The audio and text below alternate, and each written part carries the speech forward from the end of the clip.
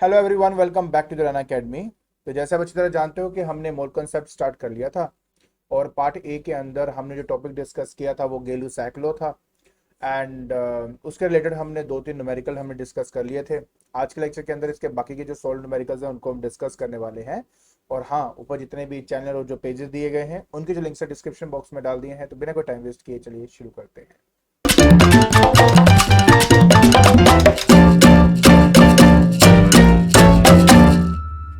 तो देखिए, अब हमने करना है बेटा एग्जाम्पल नंबर 5। ठीक है, तो आपको मैंने ऑलरेडी बता दिया है कि गेलू cycle of the combining volumes बहुत ही सिंपल टॉपिक है। और जितनी भी आपकी गैसेस कंबाइन होती हैं या उनसे मिलकर जो प्रोडक्ट बनता है उनके जो रेशियोज होते हैं वो एक सिंपलेस्ट रेशियो होती है और उसके बेसिस पे हम कुछ भी आइडेंटिफाई कर पाते हैं। राइट, उसके ऊपर मैंने आपको कुछ न्यूमेरिकल्स ऑलरेडी डिस्कस कर लिए हैं। आज के लेक्चर के अंदर मैं उसके बाकी के जो न्यूमेरिकल्स इनको डिस्कस करूंगा। बहुत सिंपल है, but at the end of this video आपको अच्छी तरह ये सब समझ में आ जाएगा। सो देखिए बेटा, एग्जांपल नंबर 5 की बात हम करते हैं। कहते हैं 40 centimetre cube of methane reacts with chlorine according to the following equation. तो देखिए, इक्वेशन जो है वो आपकी है दैट इज CH4 जो कि गैसियस स्टेट के अंदर है। This is methane. और हमारे पास क्लोरीन हो गया, ये भी गैस स्टेट के अंदर है। ये आपके पास CH2Cl2 डाइक्लोरोमीथेन आपका यहाँ पे बना हुआ है। एंड साथ में हमारे पास 2HCl है।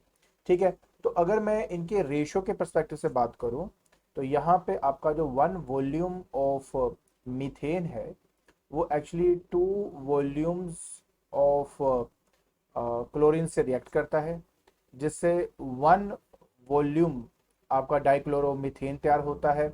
एंड 2 वॉल्यूम्स आपका जो HCl है बेसिकली वो तैयार होता है। ये भी आपका गैसियस स्टेट के अंदर ही है। ये सब आपको ऑलरेडी आपके न्यूमेरिकल में दिया हुआ है। सो अगर इनकी रेशियो देखें तो 1:2, 2:1:2 ये आपकी रेशियो रहेगी। अब बात है, कुछ नहीं करना होता यार, जो नंबर ऑफ मॉलिक्यूल्स होते हैं हमने उनकी रेशियो लेनी होती है, दैट्स इट। ठीक है ना। ओके, सो कहता है कि बताइए कि एसएल गैस कितना फॉर्म होगा। सो अब बहुत सिंपल तरीके से देख सकते हो यार।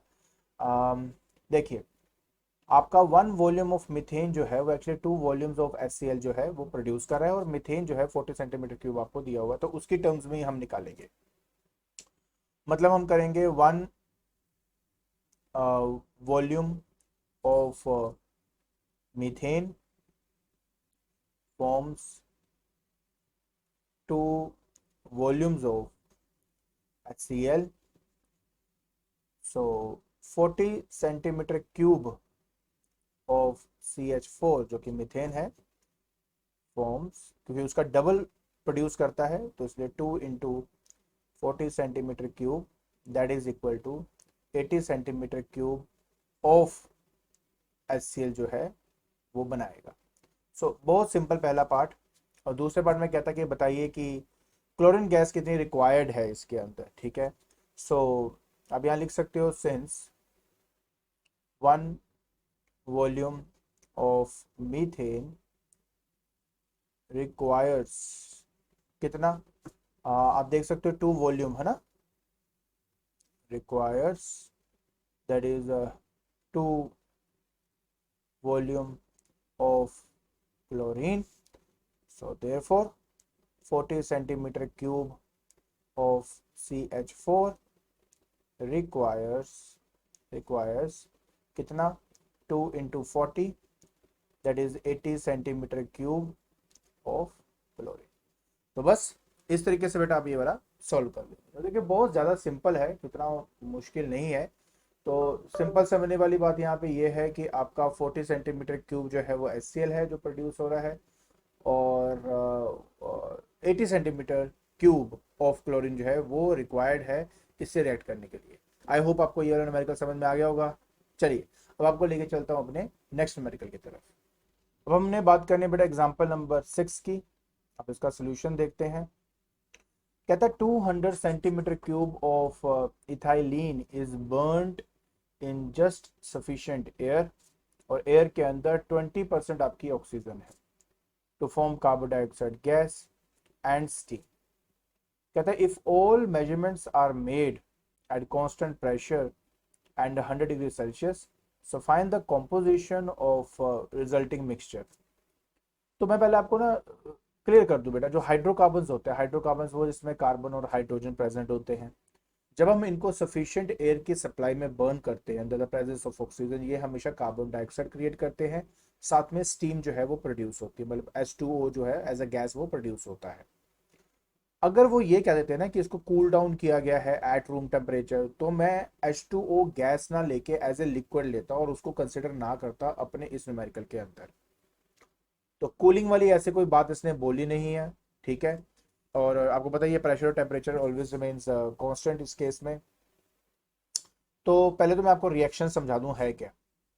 रिएक्शन बहुत इंपॉर्टेंट है, आप जानते हैं क्यों, क्योंकि उसी के साथ ही हम ये पता कर सकते हैं कितने वॉल्यूम की रेशियो वाइज आपस में रिएक्ट या फॉर्म करते हैं। सबसे पहले आता है बेटा C2H4, ये आपका इथाइलिन हो गया। बेटा सिंपल सी बात ये है कि ऑक्सीजन से जैसे ये रिएक्ट करेगा इसने, अच्छा टेम्परेचर 100 डिग्री सेल्सियस है आपका, इसने प्रोड्यूस कर देना है आपका कार्बन डाइऑक्साइड, और साथ में जो स्टीम है H2 वो प्रोड्यूस करेगा। मतलब ये कि ये सभी गैशियस स्टेट के अंदर है, ठीक है। ये भी गैशियस स्टेट के अंदर है, ये भी गैशियस स्टेट के अंदर है, ये भी गैशियस स्टेट के अंदर है, इवन ये भी आपका गैशियस स्टेट के अंदर है, ठीक है। अब मेन पता क्या रह जाता है यार, मेन ये रह जाता है कि इसको बैलेंस करना, बस अब वही चीज़ है। अगर वो एक बार आ जाए तो फिर तो ये मुश्किल नहीं होगा। तो कैसे करेंगे, देखिए पहली बात तो देखो कार्बन के यहाँ पे दो है, तो यहाँ पे दो कर दो, ये कार्बन दो हो जाए मेरा, और हाइड्रोजन यहाँ पे चार है, यहाँ पे दो है, तो यहाँ पे दो और कर देता हूँ। ऑक्सीजन की बात करें तो 6 हो चुका है, तो यहाँ पे 3 कर देता हूँ। तो इस तरीके से बेटा आपका ये पूरा बैलेंस हो जाता है, बहुत ईजी है। सो इसको थोड़ा ध्यान से अगर आप देखें तो समझ में आता है कि अगर मैं 1 वॉल्यूम, ठीक है, इथाइलिन की लेता हूं, तो उसके लिए 3 वॉल्यूम्स मुझे चाहिए ऑक्सीजन के, जो प्रोड्यूस करेगा 2 volumes of carbon dioxide and 2 volumes of steam, ठीक है। तो कहता है find the composition of the resulting mixture, composition of the resulting mixture, ठीक है। तो क्या करेंगे, सबसे पहले बात यह है कि मैं ये देखना चाहूंगा कि यार ऑक्सीजन एक्चुअली में कितना यूज हो रहा है आपका, और फिर हम सारी बाकी बातें करेंगे, ठीक है। So let's start with the first one. तो 1 volume of C2H4 requires 3 volumes of oxygen, जो कि आप यहां देख सकते हो। सो 200 centimetre cube of C2H4 requires 200 into 3, that is 600 centimetre cube of oxygen, ठीक है। फिर सेकंड पार्ट क्या था, ओके अब मेरे पास क्या क्या क्या क्या है, कार्बन डाइऑक्साइड है और साथ में H2O है। अब उनकी वैल्यूज को, अब आप बोलेंगे सर ये 600 सेंटीमीटर क्यों आपने निकाला, क्यों, क्योंकि इसने बोला तो ये था कि रिजल्टिंग मिक्सचर में क्या रहेगा। प्रॉब्लम ये है कि है ना, इसने ये बोल दिया कि जो हवा हमारे पास है उसमें 20% ही सिर्फ ऑक्सीजन है। तो मैं ये देखना चाहता हूँ कि 600 सेंटीमीटर क्यूब अगर ऑक्सीजन चाहिए तो टोटल हवा कितनी मेरी मतलब अनरिएक्टेड रह जाएगी, मुझे वो भी निकालना पड़ेगा। मैं थोड़ा आगे समझाता हूँ, पहले आप इसको देखो मैं क्या कह रहा हूँ। जैसे कि सेकंड पार्ट के अंदर है कार्बन डाइऑक्साइड बचेगा, वाटर वेपर है मतलब स्टीम है आपके पास, तो मैं कहूँगा यार 1 वॉल्यूम ऑफ C2H4, ठीक है, forms 2 volumes of CO2, therefore 200 centimetre cube of C2H2 forms क्या 2 इंटू 200 सेंटीमीटर क्यूब, आंसर आ जाएगा 400 centimetre cube of CO2। Same result हमारे इसका भी होगा क्योंकि डबल है ना उसका, सेम। मैं तीसरा पार्ट कर देता हूँ, चलो फटाफट फिर आपको मेन समझाता हूँ। सिमिलरली बेटा 1 volume of C2H4 forms 2 volume H2O, ठीक है। सो 200 centimetre cube of C2H2 forms, ठीक है, फॉर्म्स या प्रोड्यूस, आप जो भी लिखना चाहो, is equal to 2 into 200 which is equal to 400 centimetre cube of H2।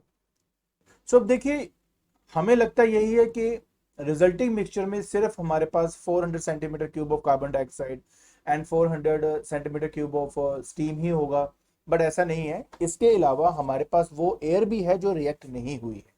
देखिए, आपके न्यूमेरिकल में ऑलरेडी दिया हुआ है कि 20% ऑफ जो ऑक्सीजन है एयर के अंदर वही सिर्फ रिएक्ट कर रही है, तो इसका मतलब 80% तो वो एयर है आपकी जो रिएक्ट नहीं कर रही है।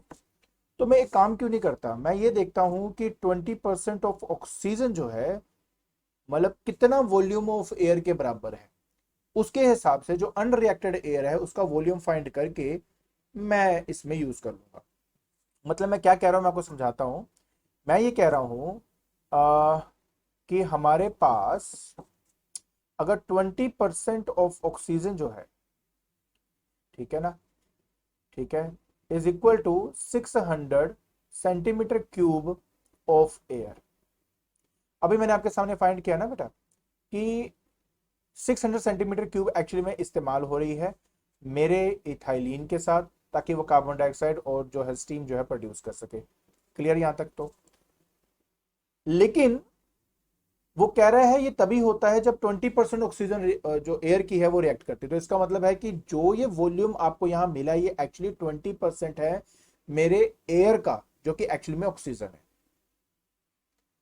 तो 20% जो यहां पे आप देख रहे हो, या फिर मैं ऑक्सीजन नहीं करता, एक्चुअली ये है तो ऑक्सीजन ही है, but just to simplify this thing, आपको सिर्फ समझाने के लिए मैं यहां पे ये लिख देता हूं कि 20% ऑफ एयर जो कि एक्चुअली में यहाँ पे ऑक्सीजन है वो 600 सेंटीमीटर क्यूब ऑफ एयर के बराबर है। मतलब मैंने वॉल्यूम वाइज इनको आपस में कंपेयर कर दिया। तो 1% ऑफ एयर जो है वो आपका हो जाएगा 600 divide by 20, that is 30 centimetre cube of air. तो ये 20% ऑफ एयर जो कि एक्चुअली में ऑक्सीजन है, ये वो है जो रिएक्ट हुआ है। लेकिन जो बाकी का 80% है जो रिएक्ट ही नहीं हुआ, उसका वॉल्यूम निकालना है। तो मतलब unreacted 80% of air will be equal to 80 into 30 centimetre cube. तो आंसर आ जाएगा आपका 2400 सेंटीमीटर क्यूब। तो ये वो वॉल्यूम हमारे पास एयर का आ गया जो एक्चुअली में रिएक्ट नहीं कर रहा। तो मैंने क्या किया कि परसेंटेज को वॉल्यूम में कन्वर्ट किया है। देखो ना, 20% ऑफ एयर मैंने 600 के बराबर क्यों किया, क्योंकि ये वही है जो रिएक्ट कर रहा है। और उसने कहा कि 20% ये ऑक्सीजन है आपकी, तो मैंने 20% ऑफ एयर जो है उसको कह दिया ये 600 सेंटीमीटर क्यूब ऑफ एयर है जो कि एक्चुअली में ऑक्सीजन है। वहां से मैंने 1% ऑफ एयर निकाल लिया, ठीक है, जो रिएक्ट कर रहा था उसका मैंने मतलब वो वॉल्यूम के साथ कंपेयर कर लिया कि यार मेरी पूरी गैस का 1% कितना है बाय वॉल्यूम, तो वो 30 सेंटीमीटर क्यूब आ गया। फिर मैंने ये कहा कि यार 80% क्या होगा, फिर मैंने 80% के हिसाब से निकाल लिया बेटा कि 2400 सेंटीमीटर क्यूब ऑफ वॉल्यूम जो है वो एयर है। अब अगर आप कोई पूछता है कि रिजल्टिंग मिक्सचर क्या है, तो मैं कहूंगा यार रिजल्टिंग मिक्सचर में एक तो है 400 centimetre cube of carbon dioxide, 400 centimetre cube of water vapour and 2400 centimetre cube of unreacted air. तो ये प्रेजेंट होगा इस मिक्सचर के अंदर। क्लियर? चलिए अब आपको लेके चलता हूं बेटा आपके नेक्स्ट न्यूमेरिकल की तरफ। अब ये जो न्यूमेरिकल है इसको थोड़ा सा बेटा ढंग से समझना, एंड डेफिनेटली बेटा आपको समझ में आएगा कि एग्जैक्टली हम कर क्या रहे हैं। It's a very very simple thing. तो देखिए बेटा, सबसे पहले यहां पे कह रहा है कि मेरे पास है that is 20 ml of hydrogen and 10 ml of carbon dioxide, 20 ml of oxygen are exploded in an that is idiometer. So what will be the volume and composition of a gas after cooling to room temperature? मैंने आपको एक बात बताई थी ना कि जब हम कहते हैं कूलिंग एट रूम टेम्परेचर, तो कूलिंग का मतलब ये होता है कि अगर बाई चांस हमारे पास वाटर वेपर, ये बाई चांस स्टीम अगर बन रहा है, तो कूल डाउन होने की वजह से वो लिक्विफाइड हो जाएगा। और लिक्विफाइड होने की वजह से जो amount of volume of liquid यहाँ पे जो बनेगा वो बहुत ही निग्लिजिबल होता है, उसको मैं निग्लेक्ट कर सकता हूँ। ठीक है। सो कहने का मतलब क्या है, कहने का मतलब ये कि पहले हम ये देखते हैं कि एग्जैक्टली क्या क्या हो रहा है। सो देखिए मेरे पास यहाँ पे, देखिए यहाँ पे है हाइड्रोजन, पहली बात तो हाइड्रोजन जो है और 10 ml कार्बन डाइऑक्साइड दोनों लगे, दोनों के दोनों आपके ऑक्सीजन से रिएक्ट करेंगे। तो ऑक्सीजन से मैंने रिएक्ट करवाया, जैसे ऑक्सीजन से रिएक्ट कराया तो मेरे पास बनेगा H2O। वैसे तो ये गैसियस स्टेट में होना चाहिए था, लेकिन उसने कह दिया कि उसको कूल डाउन कर दिया रूम टेम्परेचर में। कूल डाउन होने की वजह से ये आपका बन गया बेटा यहाँ पे लिक्विड फॉर्म।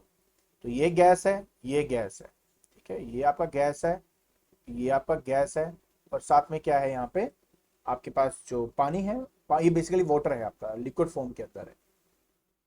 सो थोड़ा सा इसको हमें बैलेंस भी करना पड़ेगा। 2 यहां से कर दूंगा, ये ऑक्सीजन 2 हो गया, हाइड्रोजन 2 हो गया, तो ये बन जाएगा आपका, है ना। लेकिन हाइड्रोजन 4 है तो यहाँ आ जाएगा। तो बेसिकली क्या देख रहा हूं मैं कि 2 वॉल्यूम ऑफ हाइड्रोजन जो है, 2 वॉल्यूम्स ऑफ हाइड्रोजन जो है वो एक्चुअली रिएक्ट कर रहा है 1 वॉल्यूम ऑफ ऑक्सीजन के साथ। ठीक है। तो हाइड्रोजन अगर मैं यहाँ पे ले रहा हूँ 20 ml, जो दिया हुआ मेरे को यहाँ पे 20 ml, ठीक है, वो 20 ml और ये 1 है, मतलब उसका आधा है, तो ये आपका 10 ml हो जाएगा। ठीक है जी। और ये कुछ भी नहीं बनेगा, ये नील लेंगे इसके लिए, इसको प्लीज याद रखना, ये मेन चीज है। अगर आप ये समझ जाओ तो ये न्यूमेरिकल्स करने आसान हो जाता है। अगर आपके न्यूमेरिकल में कूलिंग एट रूम टेम्परेचर ऐसे कुछ दे दिया जाए, समझ जाइए कि अगर कोई भी पानी या वाटर के रिलेटेड अगर स्टीम बन रही है तो वो कूल डाउन होके लिक्विड हो जाएगा, और लिक्विड होते ही इसका स्टेट चेंज हो चुका, तो इसको मैं कंसिडर नहीं करूंगा गेलू-सैक लॉ ऑफ कंबाइनिंग वॉल्यूम्स के अंदर। ठीक है। चलिए ये तो एक पार्ट हुआ। दूसरा पार्ट क्या है आपका, दूसरे पार्ट के अंदर हमारा जो कार्बन मोनोऑक्साइड है CO, वो रिएक्ट करेगा मेरे ऑक्सीजन के साथ, और आपको पता है ऑक्सीजन के प्रेजेंस में कार्बन डाइऑक्साइड ही बनाता है, तो ये बना दिया। ठीक है, ये गैस है, ठीक है, ये गैसियस स्टेट के अंदर ही रहेगा, ये गैसियस स्टेट के अंदर रहेगा, ये गैस के अंदर स्टेट में रहेगा। रह गया इसको बैलेंस करना, जो मेन चीज़ होती है हमारी ऑक्सीजन, ये है यहाँ पे, ये है, इसको मुझे यहाँ पे डबल करना पड़ेगा, डबल करते ही यहाँ पे 2 करना पड़ेगा, तो ये आपका बैलेंस हो जाता है यहाँ पे। सो यहाँ पे मुझे क्या दिख रहा है कि अगर मैं 2 वॉल्यूम अगर कार्बन डाइऑक्साइड ले रहा तो 1 वॉल्यूम जो है वो आपका ऑक्सीजन होगा, और 2 वॉल्यूम्स जो है वो मेरा कार्बन डाइऑक्साइड प्रोड्यूस होगा। सो न्यूमेरिकल में दिख रहा है कि मैंने 10 ml कार्बन मोनोऑक्साइड यूज किया है, तो 10 ml अगर तुम कार्बन डाइऑक्साइड यूज कर रहे हो तो इसका मतलब उसका आधा ऑक्सीजन इस्तेमाल होगा, मतलब 5 ml, और उतना ही आपका इस्तेमाल होगा कार्बन, उतना ही मतलब कार्बन डाइऑक्साइड प्रोड्यूस होगा, मतलब 10 ml।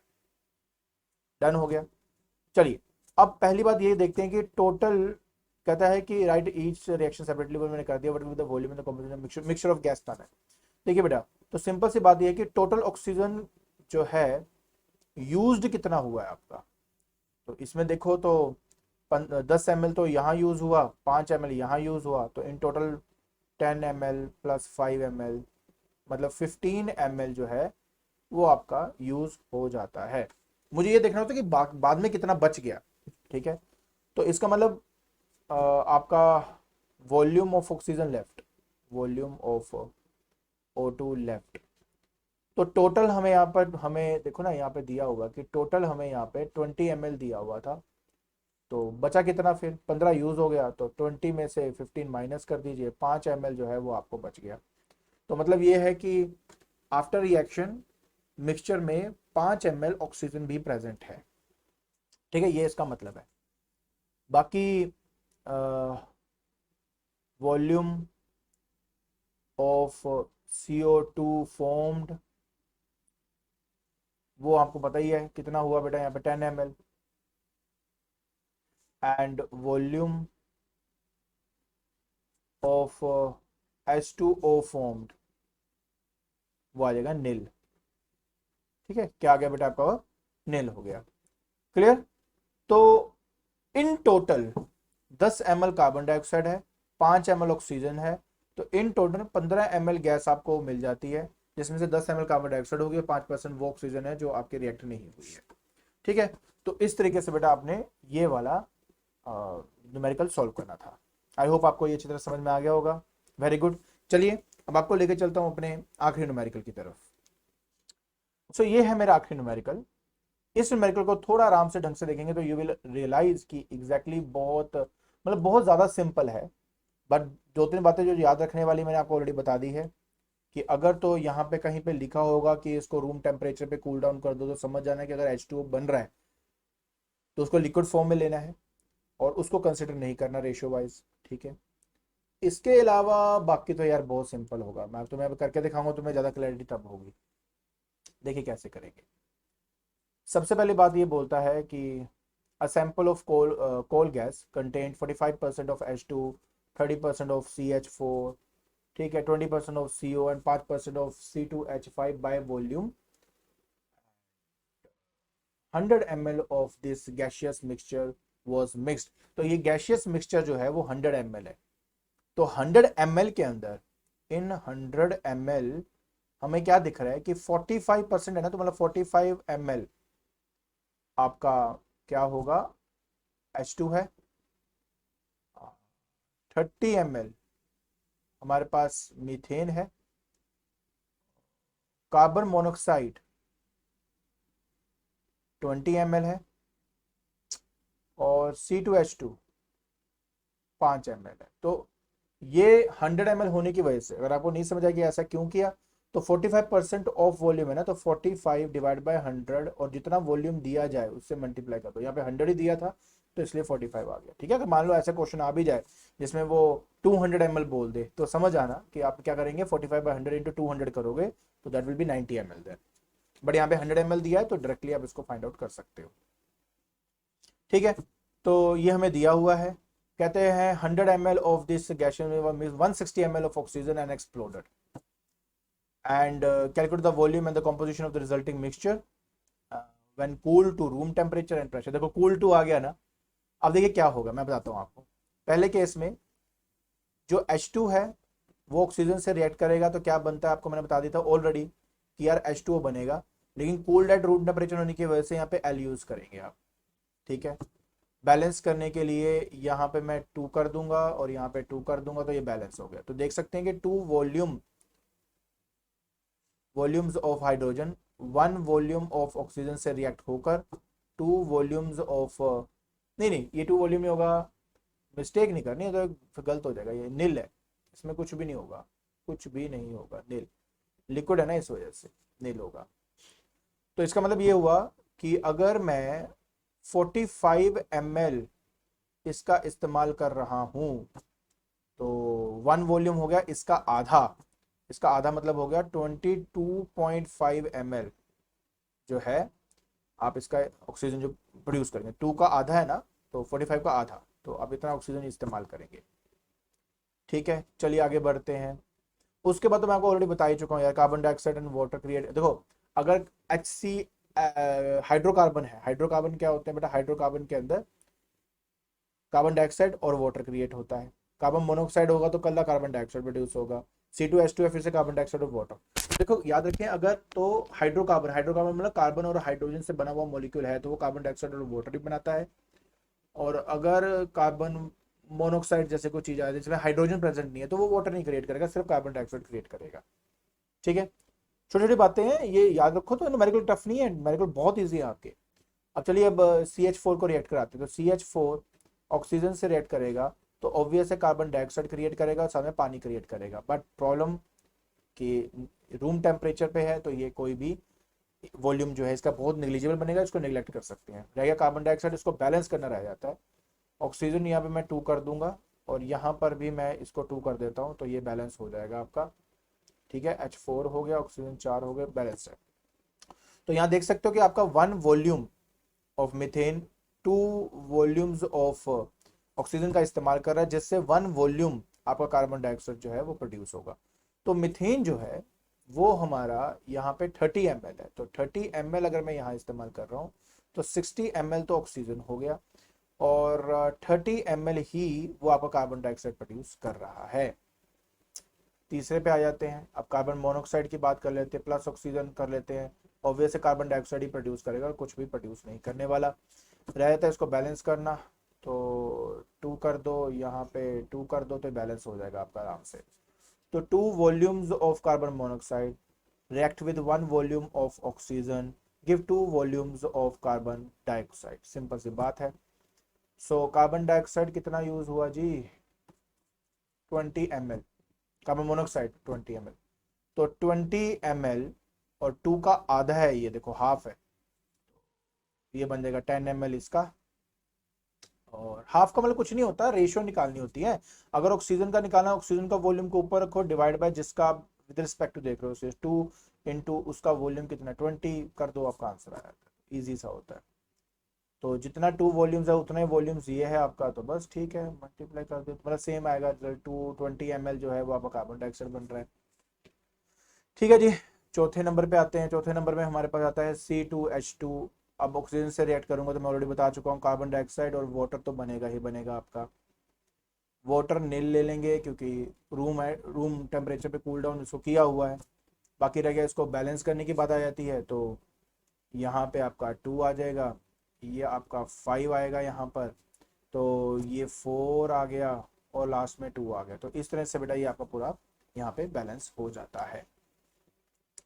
सो सिंपल सी बात सिर्फ इतनी थी कि एक बार आपने इसको बैलेंस करना है, बैलेंस करने के बाद जो जैसा बोलेगा वैसा करेंगे। जैसे कि अब देखिए, इसका मतलब है 2 वॉल्यूम्स जो है, ठीक है, इसका इस्तेमाल के साथ ये यूज कितना कर रहा है, 5 वॉल्यूम्स ऑफ ऑक्सीजन का इस्तेमाल कर रहा है, जिससे 4 वॉल्यूम वो कार्बन डाइऑक्साइड प्रोड्यूस कर रहा है। ठीक है, 4 वॉल्यूम्स ऑफ कार्बन डाइऑक्साइड ये प्रोड्यूस कर रहा है। तो क्या करेंगे मैं बताता हूँ। तो अब इसके अंदर मेरे को C2H5 5 ml दिया हुआ ना, it is given 5 ml to.